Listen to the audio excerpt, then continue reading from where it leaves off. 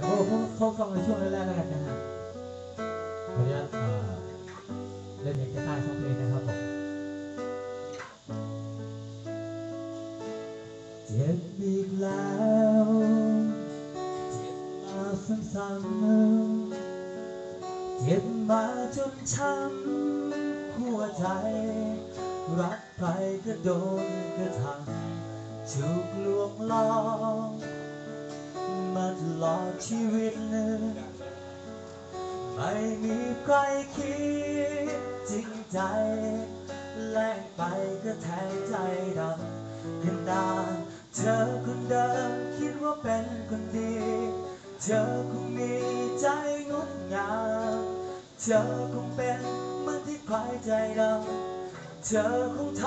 ำเธอแค่มาหลอกใช้ไม่เป็นไร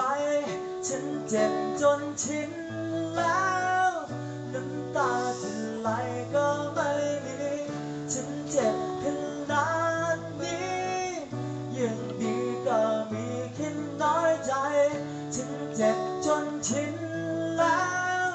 แค่ทรมานไม่ถึงตายเดี๋ยวก็หายเพราะมันชิน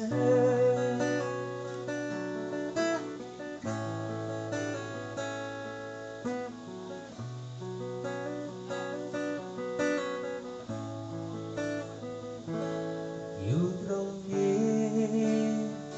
แบบเดิมแค่นั้นรู้ตัวว่าฉันไม่หลอกไม่พอให้ใคร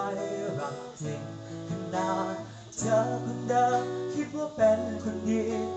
เธอคงมีใจงดงามเธอคงเป็นเหมือนที่ใครใจดำเธอคงทำเธอแค่มาหลอกใช้ไม่เป็นไรฉันเจ็บจนชินแล้วน้ำตาที่ไหลก็ไม่มีฉันเจ็บขนาดนี้ยังดีก็มีแค่น้อยใจฉันเจ็บจนชินแล้วแค่ทรมานไม่ถึงตายเดี๋ยวก็หายเพราะมันชินขอเสียงกีตาร์พี่ยนต์กันหน่อยครับผม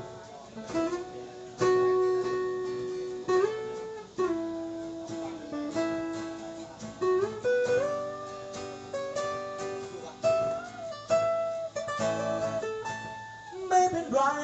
ฉันเจ็บจนชินแล้วน้ำตาที่ไหลก็ไม่มีฉันเจ็บขนาดนี้ยังดีก็มีแค่น้อยใจฉันเจ็บจนชินแล้ว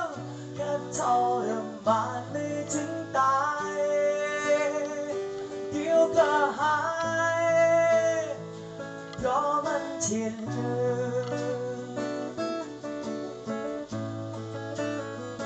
เพราะมันชิน